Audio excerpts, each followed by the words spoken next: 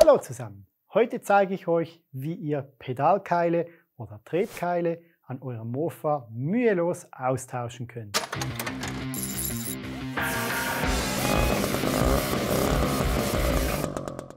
Der ungefähre Zeitaufwand fürs Austauschen von solch einem Keil, die Neumontage oder die Demontage, ist 5 Minuten, nicht eine Riesensache. Das benötigte Werkzeug für diese Arbeit ist grundsätzlich unser Ein- und Auspresswerkzeug, 10er und 11er Gabelschlüssel, verschiedene Ratschen, die ihr benötigt. Zum Anhalten geht das gut mit einem Rollgabelschlüssel und Fett- und Rostlöser kann auch sehr nützlich sein. Die Pedalkeile, Tretkeile, Kurbelkeile oder auch einfach Pedalbolzen genannt, sitzen hier drin und stellen sicher, dass die Verbindung zwischen der Tretachse und zwischen dem Tretarm oder dem Pedalarm immer spielfrei, sauber hergestellt wird. Diese sind eingepresst oder gar eingeschlagen. Um diese zu demontieren, gibt es die Variante, die nicht so schön ist: Mutter lösen, mit dem Hammer draufhauen, bis der rauskommt. Da ist etwas der Nachteil. In der Regel ist dann sicher der Tretkeil defekt oder im schlimmsten Fall schlägt man auf den schön verchromten Pedalarm. Für das haben wir dieses Werkzeug hier. Es ist eigentlich ein Auspress- und Einpresswerkzeug. Mit diesem können wir hier schön kontrolliert über die Schraube den Keil rauspressen und den neuen Keil auch wieder reinpressen. Grundsätzlich anwenden könnt ihr dieses Werkzeug überall, wo wir diese klassischen Keile montiert haben. Bei einer Tretachse mit Vierkant logischerweise nicht. Nun gehen wir zum Vorgehen. Eigentlich keine große Sache. Als allererstes demontiere ich hier die Mutter. Diese kann mit einem Schlüssel angelöst werden.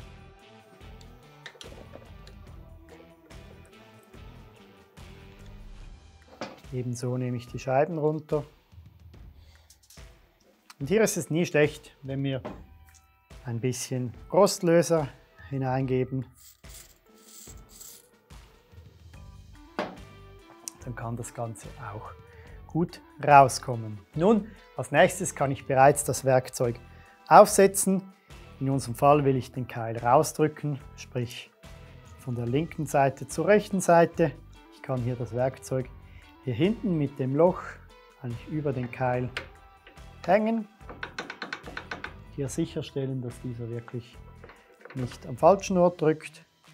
Und dann kann ich da bequem die Schraube mal von Hand ansetzen, damit das alles hält. Als nächstes kann ich nun schon mit dem Auspressen beginnen. Ich habe hier eine Ratsche mit 19er Nuss. Ich kann die hier oben ansetzen, da kommt man in der Regel relativ gut hin. Um dem Ganzen ein bisschen entgegenzuhalten, nehme ich hier den Rollgabelschlüssel. Das geht nämlich wunderbar. Ich könnte hier auch durch die Löcher mit einem Schraubenzieher oder Ähnlichem gegenhalten. Nun bleibt eigentlich nichts anderes, als das Ganze rauszudrücken.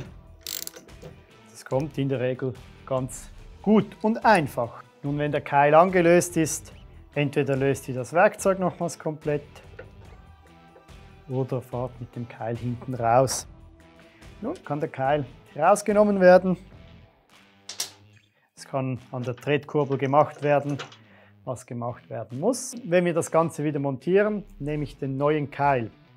Welchen Keil ich verwende und wie ich diesen genau auch noch bearbeiten muss, je nach Tretkurbel, seht ihr in dem anderen Tutorial. Das werden wir gleich hier oben rechts einblenden. Der Keil an sich nehme ich immer kurz und bestreiche den ein bisschen mit Fett. Und zwar am Gewinde und ein bisschen auf der Keilfläche. Die Tretkurbel kann ich nun auch schon wieder aufsetzen. Und der Keil kann wieder von der gleichen Seite, wie wir ihn rausgenommen haben, eingestoßen werden. Hier gehe ich jetzt einfach mal von Hand ein bisschen wackeln, damit der Keil mal in seiner groben Position sitzt.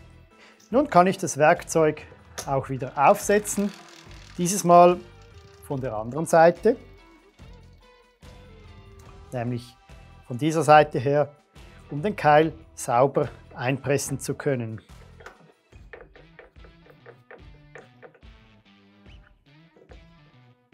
Hier habe ich nun das Ganze angesetzt und nun kann ich mit dem Werkzeug den Keil auch wieder sauber einpressen.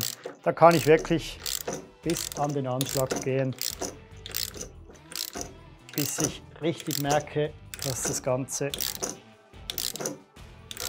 schön sauber hart wird. Das Ganze löse ich wieder.